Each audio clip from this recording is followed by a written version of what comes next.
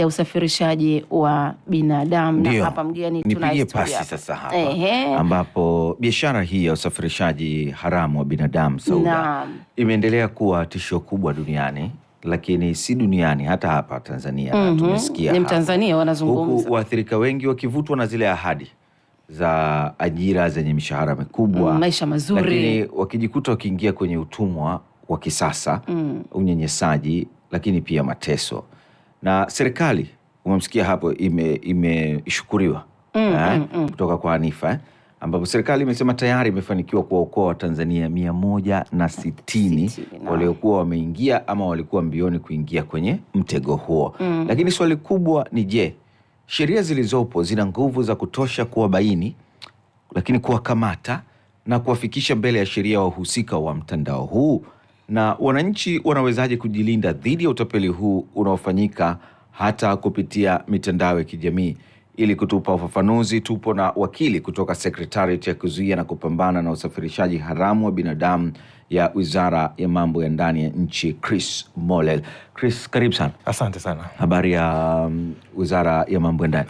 Ni salama, Mungu ni mwema. Secretariat, kazi inakwenda vizuri au kabisa? Kazi zinaendelea kufanyika. Mmeridhika na watu 160 peke yake? Kimsingi watu 160 hao ni wale ambao wameweza kuokolewa, lakini bado tunafanya jitihada kubwa zaidi ili tuzidi kupunguza hiyo namba, kwa sababu jitihada zetu lengo lake ni kupunguza kabisa wahanga wa usafirishaji haramu wa binadamu, sababu kimsingi uhalifu huu unavyofanyika unaenda kumpoka mtu haki zake zile za msingi. Kwa sasa kuwa na namba 160, malengo yetu ni kwamba hii namba ipungue. Sasa inapunguaje? Ni kwa kutoa elimu, lakini pia na kupambana na uhalifu huu ambao wanahusika waweze kutiwa nguvuni. Mimi nataka unipatie tafsiri. Usafirishaji haramu wa binadamu kisheria unatafsiriwaje na unatofautianaje na uhamiaji usiofuata taratibu? Kwa sababu kuna uhamiaji usiofuata taratibu na usafirishaji haramu. Hebu tupe tafsiri. Sawa. Usafirishaji haramu wa binadamu ni uhalifu wa kupangwa ambao unahusisha kusahili, kusafirisha, kuhamisha, kuhifadhi au kumpokea mtu ambaye amepatikana kwa mbinu mbalimbali ikiwemo udanganyifu, ulaghai au mateka au matumizi mabaya ya madaraka, malengo ya mwisho yakiwa ni kwenda kumfanyia mtu unyonyaji. Kwa hiyo ukiangalia hii tafsiri ya usafirishaji haramu wa binadamu, kuna vitu vitatu vikuu vinavyounda kosa hili. Kitu cha kwanza ambalo linaunda kosa hili ni matendo. Kuna matendo ambayo yakifanyika basi yatakuwa yanahusishwa na matendo ya usafirishaji haramu wa binadamu.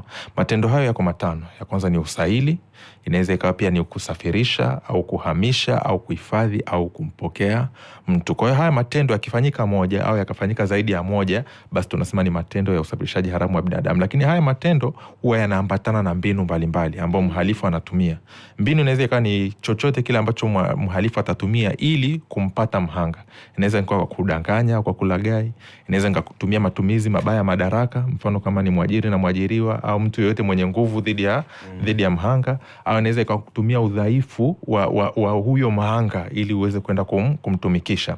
Lakini kitu cha mwisho ambacho tunasema ndio linaunda kosa la usafirishaji haramu wa binadamu, tunasema ni dhamira. Lengo kuu ni nini? Lengo la mwisho tunasema kwenye usafirishaji haramu wa binadamu ni kwenda kufanya unyonyaji. Kwa Kiingereza tunasema exploitation. Sasa hapa kwenye unyonyaji ndio kuna aina mbalimbali za unyonyaji. Kuna unyonyaji wa kwenda mtu kwenda kumtumikisha kwenye shughuli za kingono. Kuna unyonyaji wa kwenda kumtumikisha mtu kwenye shughuli za kiuhalifu. Kuna unyonyaji wa kwenda kumtumikisha mtu labda kwenye shughuli za kazi za ndani bila yeye kutaka, bila ridhaa yake. Lakini pia kuna ule unyonyaji wa kusema kwamba unaenda kumchukua mtu, unaenda kumuondoa viungo vyake vya ndani. Kwa hiyo unyonyaji uko wa aina mbalimbali. Kwa hiyo ukiangalia tafsiri ndio hiko kwa namna hiyo. Sawa. Namba moja hapo umezungumza kati ya matatu, usaili. Usaili ukoje?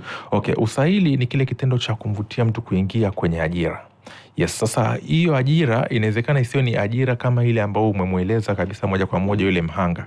Inawezekana wewe umetoa taarifa ya kwamba labda kuna kazi nchini Oman, lakini ile taarifa unayoitoa sio taarifa halisi. Kumbe lengo lako unatafuta mtu ambaye atajiingiza kwenye usaili wa hiyo kazi, alafu umchukue uende kumtumikisha kwenye kitu kingine tofauti na ajira ile ambayo umeitangaza. Kwa hiyo unamtangaza, labda unasema kwamba kuna tangazo la ajira Oman, wanahitajika labda wadada 5 kwenda kufanya kazi labda ya hospitality, mambo ya kufanya kazi labda hotelini Oman. Lakini lengo lako hao watu 5 wakishapatikana, maana yake unawachukua unaenda kuwatumikisha labda kwenye shughuli za kingono katika hiyo nchi au huko nje.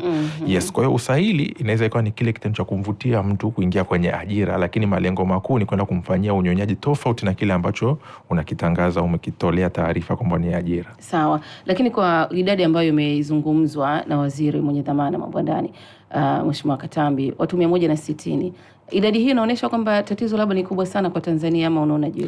Yes, kimsingi usafirishaji haramu wa binadamu ni tatizo ambalo kimsingi ni shida kubwa ya kidunia kwa sasa.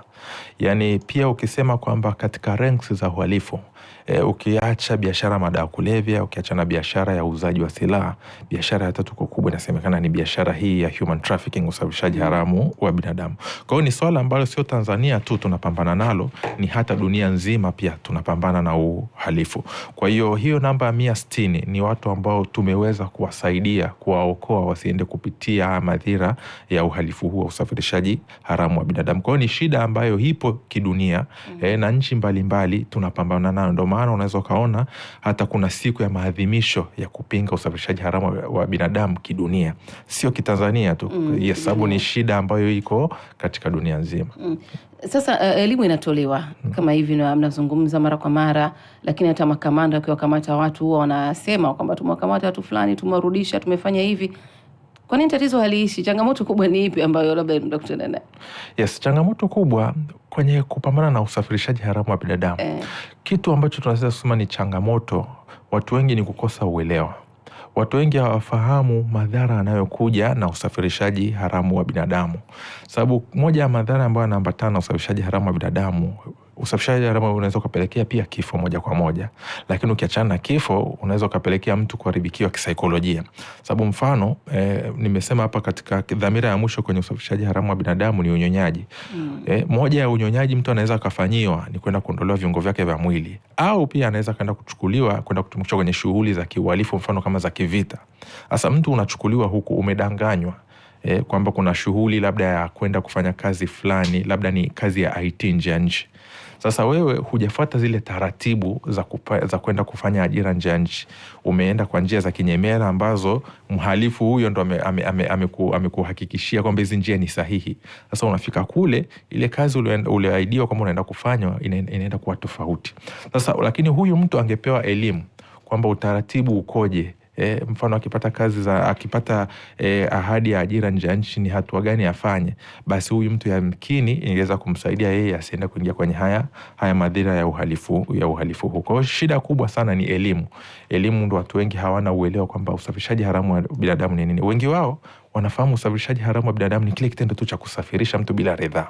Lakini ukiangalia kwenye tafsiri niliyotoa, usafirishaji haramu wa binadamu ina tafsiri pana kidogo. Inaweza ikawa ni kusahili, inaweza ikawa hata ni kuhamisha au kuhifadhi au kumpokea mtu, ukiachana tu na kusafirisha. Lakini malengo ya mwisho ni unyonyaji. Kwa changamoto kubwa ni elimu kwa watu bado hawajapata ile elimu ya kufahamu usafirishaji haramu wa binadamu ni nini, madhara yake ni nini. Sasa kumekuwa na ongezeko hili la utapeli wa ajira hasa kupitia mitandao ya kijamii. Sheria zinawachukuliaje wahalifu wanaotumia njia hizi? Sawa. Sheria ya kuzuia na kupambana na usafirishaji haramu, Tanzania tuna sheria yetu mahususi kwa ajili ya uhalifu huu, na sheria hii ni sura 432 ambayo ni sheria ya kuzuia na kupambana na usafirishaji huu haramu wa binadamu. Katika sheria hii kuna vifungu mbalimbali. Sasa ukiachana na wale wahalifu wakuu, kuna wale ambao huwa wanashiriki katika namna moja au nyingine kumsaidia mhalifu kutimiza azma yake ya uhalifu huu. Sasa sheria yetu imeweka vifungu na adhabu mbalimbali kwa wale ambao pia hata wanashiriki. Yes, kuna wale ambao wanashiriki labda kwa kutoa tangazo, kwa kuchapisha labda, au kwa kugushi vyeti.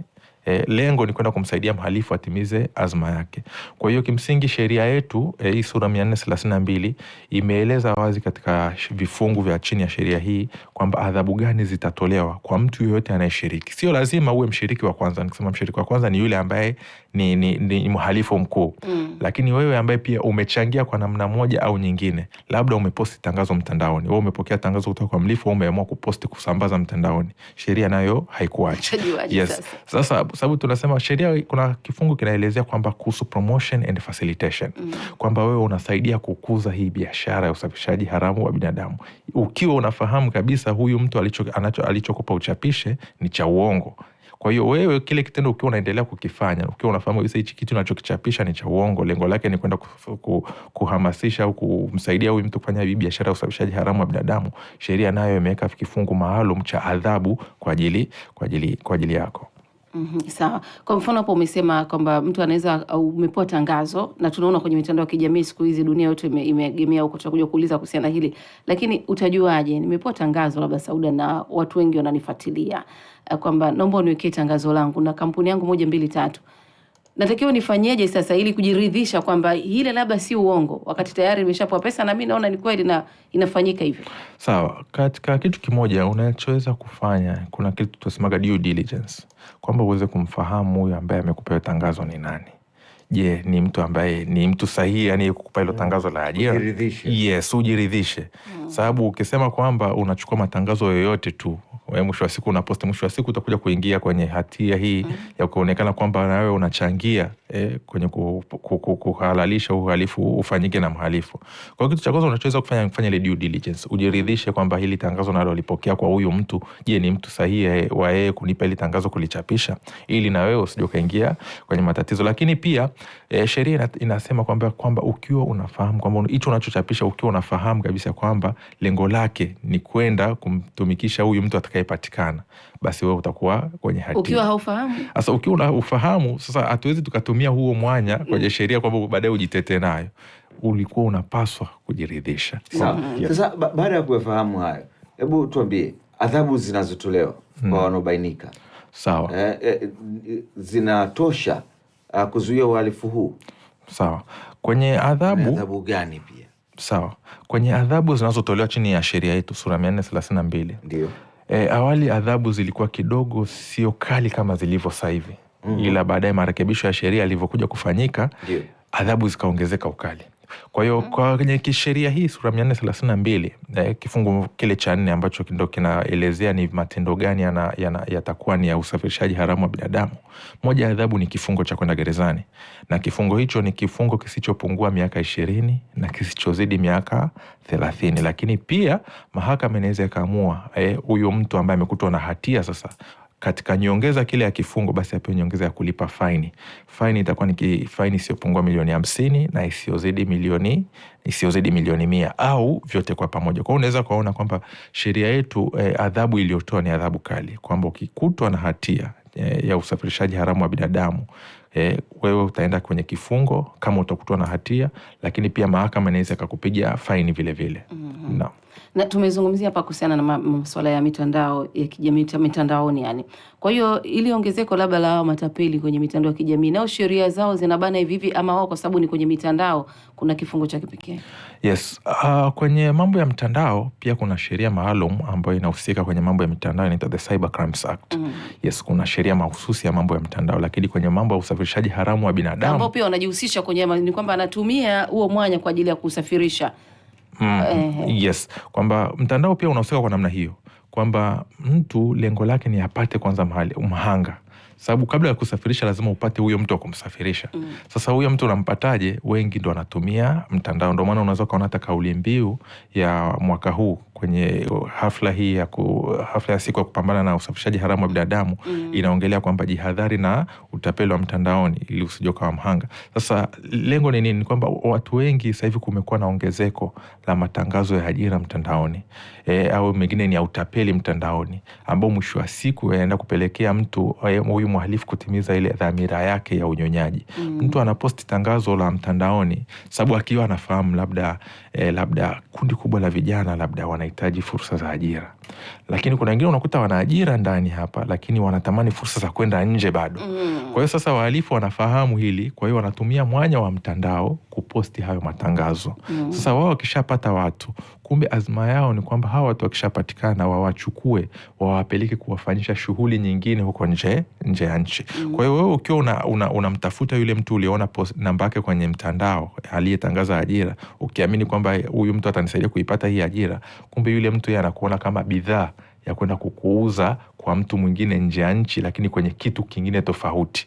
Kwa unaweza ukaona tangazo la ajira labda ya kazi kwenye Facebook, labda ukamtafuta yule mtu, lakini yule mtu mwisho wa siku anakupeleka nje ukafanya shughuli labda za kuuza mwili. Hamjakubaliana. Yes, ambao hamjakubaliana. Sasa ni changamoto zipi ambazo labda zinakwamisha uchunguzi, lakini hata na uendeshaji wa mashauri ya masuala ya usafirishaji wa binadamu kwa njia hizo haramu?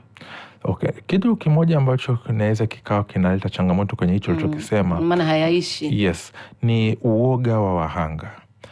Unaweza ukamwokoa mhanga, lakini mhanga akawa ni muoga kutoa ushirikiano, au saa nyingine anaweza siwe muoga, lakini kutokana na shinikizo la familia yake akaambia bana, usijihusishe na hayo mambo, irudi nyumbani. Kwa hiyo na yeye atataka asiweze kusaidia kwenye mambo ya uchunguzi, sababu mhanga ukishamwokoa yeye ndo mtu wa kwanza anaweza kutusaidia sisi kumfahamu mhalifu yule aliyemsafirisha, au mtu yoyote ambaye alikuwa katika ushiriki ule wa kumfanikisha yeye aende nje. Kwa hiyo kuna mhanga mwingine anakuwa ni muoga, au kwa kutokana na shinikizo kutoka kwenye familia yake na ndugu yake hataki kutoa ushirikiano wa kusaidia kwenye mambo ya kiuchunguzi. Unatupa mkono na maswali ya msingi bado ni mengi. Sasa kwa mtu anayepata ofa ya kazi nje ya nchi, ni hatua zipi muhimu anapaswa kuzichukua ili kuthibitisha uhalali wa ofa hiyo? Sawa, kwa mtu ambaye anapata ofa ya kazi nje ya nchi, kuna dawati maalum ambalo liko chini ya ofisi ya Waziri Mkuu, kazi, ajira na mahusiano. Hii idara inaitwa TAESA au huduma za ajira. Kimsingi hawa ndo wanahusika zaidi kwenye masuala yote ya ajira. Mfano, kwa mwezi huu kuna watu, kwa mwezi nafikiri wiki iliyopita, mwezi huu ulioisha, kuna watu ambao walikuwa wameagwa ambao wamepata ajira nje ya nchi, lakini hawa watu wamepitia mfumo maalum ambao mfumo ni hii ofisi ya Waziri Mkuu, kazi, ajira na mahusiano. Wao ndo walikuwa wanaiongoza. Kwa hiyo mtu akishapata taarifa za ajira au ofa ya ajira nje ya nchi, cha kwanza ni kwenda kujithibitisha chini ya ofisi hii kwamba huyu aliyempa taarifa ya hiyo ajira, je, kwanza ni wakala ambaye amesajiliwa? Sababu ongezeko la mawakala ambao ni vishoka, hawa mawakala vishoka ndo wanaopelekea sasa watu kwenda kutumikishwa kwenye uhalifu huu. Kwa hiyo cha kwanza ni kwenda kujithibitishia huyu wakala ambaye amekupa hiyo nafasi ya ajira, hiyo posti ya ajira nje nje, amesajiliwa. Sasa unajithibitishaje huyu wakala? Ni kwenda kwenye ofisi hii ya huduma za ajira ambayo iko chini ya ofisi ya Waziri Mkuu, kazi, ajira na mahusiano, kwenda kuthibitisha hizi taarifa. Sio tu umepata nafasi ya kazi afu unaweza kuchekelea. Yes, usiweze kuchekelea hapana. Anasema huyu biashara haramu ya usafirishaji binadamu ili komeshwe, ni vyema ianze kwa hao wanaotaka kusafirishwa, wawe na taarifa kamili za safari, na waanzie serikali za mitaa na ustawi wa jamii iwe msingi wa yote. Antopo Daka Shinyanga Maganzo ndio ametuma ujumbe huu. Zimesalia dakika 5 tu Mohamed hapa. Lakini huyu ana swali. Anasema kwani hilo swala la usafirishaji wa biashara ya haramu wa binadamu iko kwa watoto pia, like Emmanuel kutoka Temeke, si kwa watoto bila shaka tu? Yes, kwenye usafirishaji haramu wa binadamu kuna makundi ambayo yako kwenye hatari zaidi ya kuwa wahanga wa usafirishaji huu. Yes, kundi la kwanza ni watoto. Kwa hiyo kwenye kujibu swali lake, watoto wamo. Na kwenye sheria yetu hii ya usafirishaji haramu wa binadamu sura 432 inatoa adhabu kali kwa mtu ambaye atakuwa anahusika na usafirishaji haramu wa binadamu akiwa anahusisha watoto, ambao hicho kifungu ni kifungu ile cha 6 kinachoelezea usafirishaji haramu wa binadamu uliokithiri. Sasa usafirishaji haramu wa binadamu uliokithiri, moja wapo ni wa kumsafirisha mtoto, ambao adhabu ni kifungu kisichopungua miaka 30. Kwa hiyo yes, watoto pia ni sehemu ambao huaga wanakuwa wahanga usafirishaji haramu wa binadamu. Anasema huyu la mwisho, maana maswali yako mengi. Je, anasafirishwa kama ametimiza umri wa miaka 18 au zaidi, naye hana hatia? Yes, yani kimsingi usafirishaji tunaangalia ile dhumuni ya mwisho ni nini. Sababu unaweza ukawa ndio na zaidi ya miaka 18, lakini makubaliano yako wewe na yule wakala wako hapa ni kwamba unatoka hapo unaenda kufanya kazi labda ya hospitality au kazi ya kwenda kuendesha excavator kwenye nchi fulani, lakini unafika kule unachoenda kufanyiwa ni vitu ambavyo mwisho wa siku vinaenda kuondoa utu wako. Unaenda kutumikishwa kwenye shughuli za uhalifu mtandaoni, unaenda kushughulishwa kwenye shughuli labda za kuuza mwili, madanguro. Kwa mwisho wa siku tunaenda kuangalia dhamira ya mwisho ya huyu mtu ilikuwa ni nini, kwenda kukufanyia unyonyaji. Tukishathibitisha hiyo, basi haijalishi kwamba umri ulikuwa ni zaidi ya miaka 18 au vipi, tutamchukulia hatua mwalimu. Shukrani sana, muda wetu naye. Asante sana Babu White Mbezi Malamba ndo ameuliza swali hilo, nilikuwa sijamtaja jina. Mwisho kabisa kidogo, mpango wa serikali ili kukomesha hayo.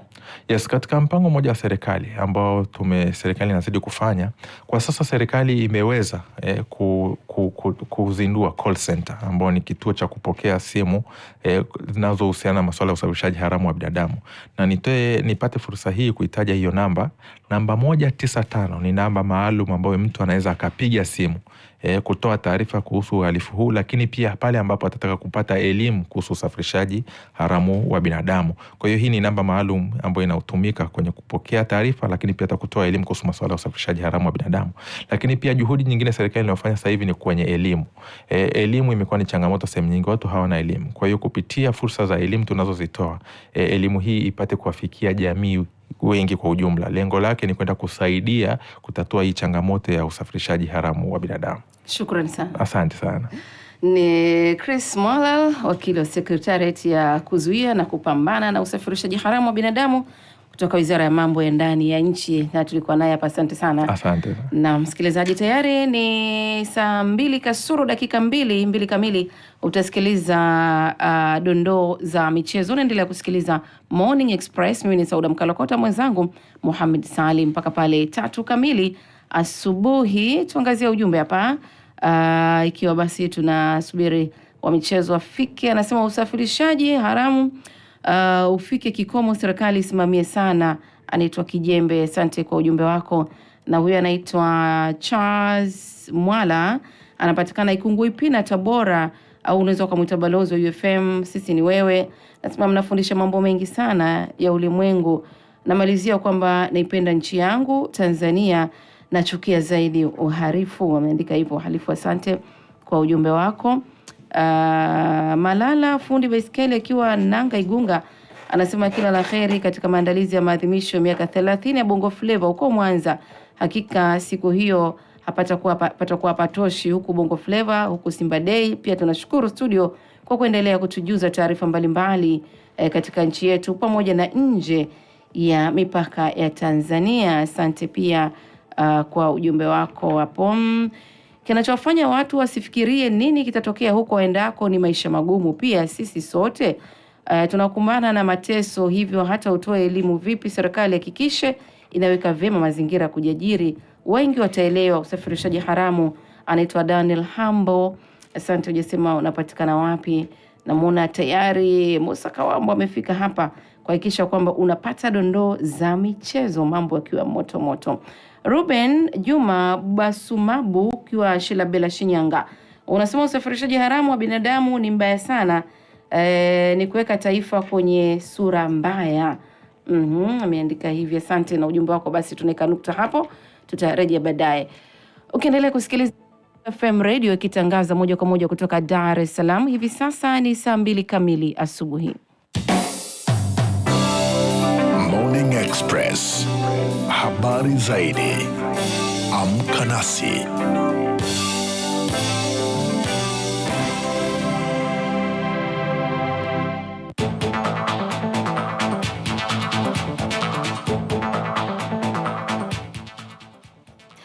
Na mzee wa upupu yupo hapa, anaweza nikakuita hivyo, mzee wa maji mdimu. Mwite Musa Kawamba, mwenyekiti. Lakini hapa sio mwenyekiti. Hapa ni Musa Kawamba tu.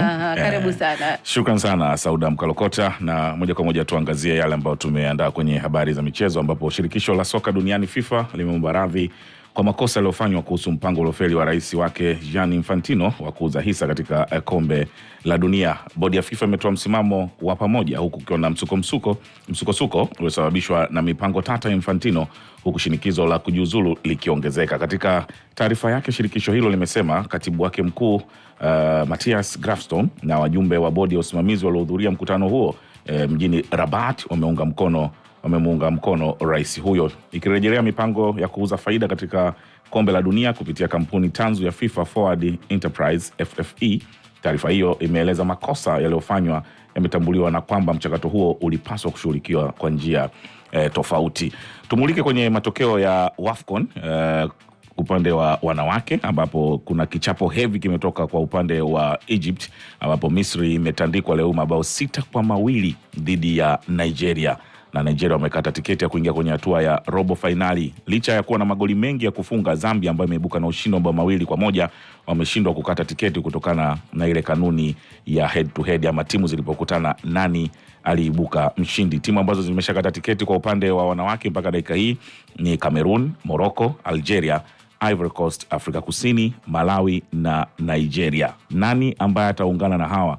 Timu moja ndio inasubiriwa leo hii. Cape Verde atakipiga dhidi ya Cameroon, Mali dhidi ya Ghana. Ni wawili hawa, Mali dhidi ya Ghana, mmoja wapo ndo atakayekata tiketi ya kuingia kwenye hatua ya robo finali. Leo hii kuna draw, ama ile tunasema uchezeshaji wa timu kwenye upande wa vilabu, ambapo shirikisho la soka barani Afrika CAF linakwenda kuchezesha draw. Simba, Yanga na Singida Black Stars zitaingia katika draw hiyo majira saa 8 kamili mchana, na draw hiyo itakuwa mubashara kupitia Azam Sports 2 HD kuanzia saa 8 kamili mchana. Wale mashabiki wa Simba, Yanga pamoja na Singida watafahamu leo hii nani watakwenda kukutana kwenye hatua kombe la shirikisho pamoja na ligi ya mabingwa barani Afrika kwa upande wa vilabu. Sauda Mkolokota. Shukrani sana. Bila shaka mengi ni mara baada ya kipindi cha Sports Bando kikianza. Kuanzia pale saa 3 kamili mpaka saa 4. Alafu kwa ufafanuzi zaidi, unasema uchambuzi, tutakutana saa 10 kamili kwenye U-Live. Mpaka saa 1 kamili. Mpaka saa 1 kamili. Miaka 30 ya Bongo Flava? Miaka 30 ya Bongo Flava bwana, mimi nimemkumbuka mrembo namba 8. Ananichanganya sana. Kwa makini, wako wengi.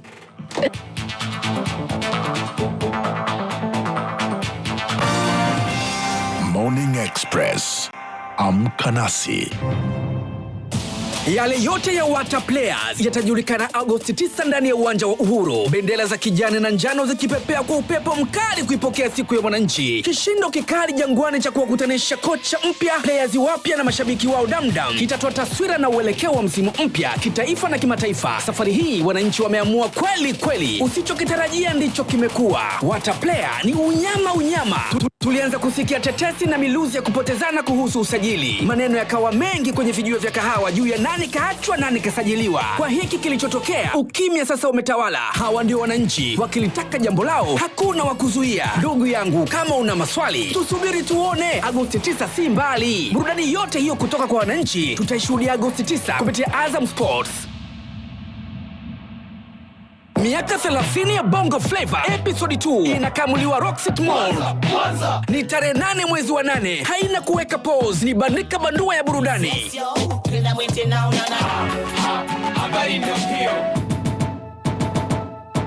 Hii ni burudani ya kipekee. Kila ngoma ina kumbukumbu kichwani mwako.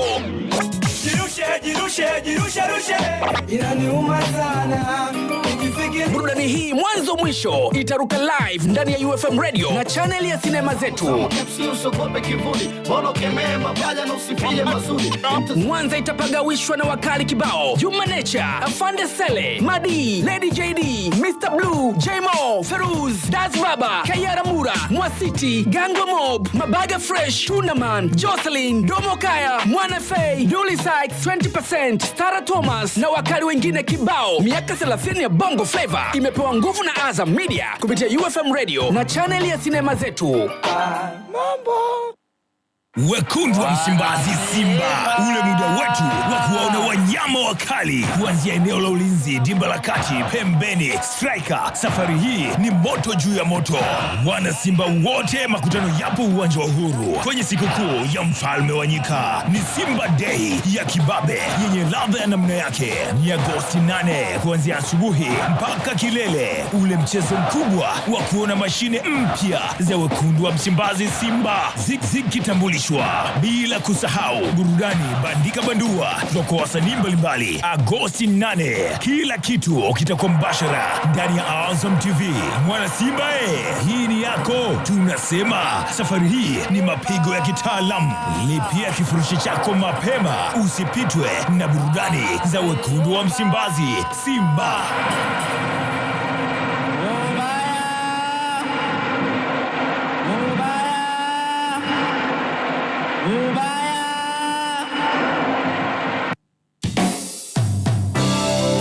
Morning Express. Habari zaidi.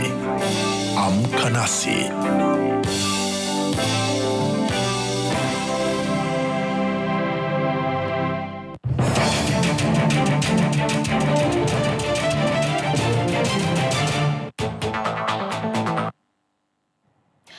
Ni saa 2:06, msikilizaji, karibu kama ndo kwanza unaungana nasi hewani Morning Express mpaka pale 3 kamili asubuhi. Tuna mengi tu ya kushirikiana nawe hapa, lakini nasi nawe pia shirikiana nasi kupitia 0621 107 107. Miongoni mwa taarifa zetu kubwa ambazo tumeamka nazo asubuhi hii ya leo ni hizi zifuatazo. Taarifa ni nyingi kwelikweli ambazo tumeamka nazo asubuhi hii ya leo, msikilizaji, na miongoni mwa habari kubwa ambazo tumeamka nayo ni kufunguka kwa Rais Dr. Samia Suluhu Hassan akitaka uwekezaji katika miundombinu.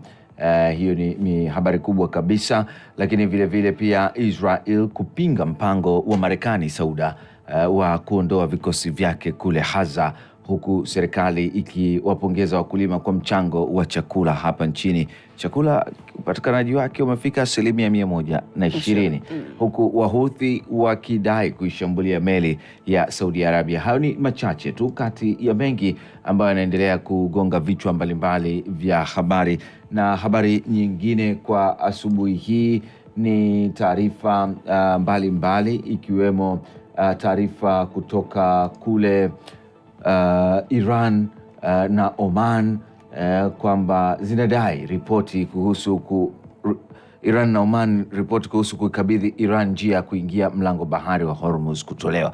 Kwa kuna namna Iran sasa inakwenda kumiliki ama kupewa nafasi. Ilikuwa ndio inapigania, hivyo ndio ilivyokuwa, na sasa inaonekana mambo yameanza matamshi ambayo yanaonekana kumlenga Donald Trump. Msemaji wa wizara ya mambo ya nje wa Iran, Ismail Bagei, amesema kwamba taarifa ya pamoja kuhusu makubaliano hayo inakamilishwa. Lakini pia drone kuonekana katika uwanja wa ndege wa Ujerumani kumeibua hofu kweli kweli. Pole. Lakini miongoni mwa kuhusiana na hiyo ya Mashariki ya Kati, sasa hivi tunaona kama Marekani na Israeli hivi kama wanaanza kuachana njia. Kwamba Marekani anasema hivi, Israel nao imeanza kumdindia. Ni kama vile kuna namna mpasuko ukitaka kutokea. Mimi sitapasuka na wewe, tutaendelea pamoja kwa sababu kuna miaka 30 ya Bongo Flava. Nimekwambia nimemwona Das Baba. Sasa hivi katika pitapita zangu nimemwona Juma Nature. Kiroboto anaitwa. Anyways, mbona kama unaanza kunipa wasiwasi? Kiroboto. Kwa nini? Yaani jina la Kiroboto umeshindwa kulijua? Nani kalitaja sasa? Yaani kama umesuasua. Unajua ukizungumzia Juma Nature unazungumzia Temeke, wazee wa mapanga, wanaume, kuna Ramura ndio nilikuwa nataka kumtaja. Yaani kuna watu wengi sana, lakini Juma Nature, Juma Kasim Kiroboto ndio kila kitu, pamoja na Wakongo wengine kina Mheshimiwa Temba. Yaani ukizungumzia Juma Nature kuna kundi fulani hivi unakuwa unazungumzia na majina yao yanaendelea kwa TMK, alafu kaja kuwa wanaume halisi. Tatu bila wamebana, wameachia. Unajua bwana wewe. Sasa msikilizaji, kumbuka hiyo burudani yote utaipata tarehe 8 ambayo ndo mambo kama hayo itakujia moja kwa moja kupitia masafa haya ya UFM radio hii pamoja na sinema zetu. Wewe nani unamtamani? Mimi Lady JD. Jana wakati nasikiliza kipindi napenda pia kuchana, unajua mimi fikio napenda michano sana. Mike T unamjua? Mike T Mnyalo. Mimi ni mtu hip hop. Nipe gwara basi. Ngoja tufanye mipango wa kuzungumza na wenzetu kule Shinyanga ili watuambie wamefikia wapi maandalizi, mapokezi huko barabarani wanakopita, mambo yakoje. Lakini kwa sasa tupate basi taarifa, alafu tukirejea hapa tutazungumza na wenzetu. Sawa, na watakuwa stendi ya basi mchana watakuwa stendi kwa ajili ya kuhakikisha kwamba mtaa unafanyika hapo, mtaa 107. Basi tuende kwenye taarifa nyingine ambapo mkuu wa haki za binadamu wa Umoja wa Mataifa Volker Turk amesema ameshtushwa na ongezeko la hukumu za kifo na utekelezaji wake nchini Iran tangu mwezi Machi mwaka huu, akieleza kuwa adhabu hiyo imekuwa ikitumika kueneza hofu na kukandamiza upinzani. Lile ni Kamasha na undani wa taarifa hiyo. Katika taarifa iliyotolewa na TUK amesema takribani watu 56 wameuawa kwa kunyongwa kutokana na mashtaka yanayohusiana na usalama wa taifa hilo, huku watu 27 kati yao wakihusishwa na kesi zilizotokana na maandamano yaliyotikisa nchi hiyo mapema mwaka huu. Ameongeza kuwa zaidi ya watu 100 wako katika hatari ya kunyongwa kwa mashtaka kama hayo, na hukumu za kifo dhidi ya watuhumiwa wa makosa ya dawa za kulevya zinaendelea kutekelezwa kwa kiwango cha juu zaidi. TUK amepinga uamuzi wa Iran akisema kuna ukosefu mkubwa wa haki na mchakato unaostahili wa kisheria. Amedai kuwa baadhi ya watuhumiwa walilazimishwa kukiri makosa yao kupitia mateso na unyanyasaji, huku wengine wakituhumiwa baada ya kusikilizwa kwa muda mfupi bila kupewa fursa ya kujitetea. Akizungumza kwa niaba ya msemaji wa haki za binadamu wa Umoja wa Mataifa, Jeremy Lawrence ameeleza wasiwasi wa TUK kutokana na ongezeko hilo. Kamishna mkuu wa haki za binadamu wa Umoja wa Mataifa anaeleza wasiwasi wake kuhusu ongezeko la hukumu za kifo na adhabu za kifo zinazotolewa nchini Irani tangu Machi. Adhabu ya kifo inaendelea kutumika kuchochea hofu miongoni mwa watu na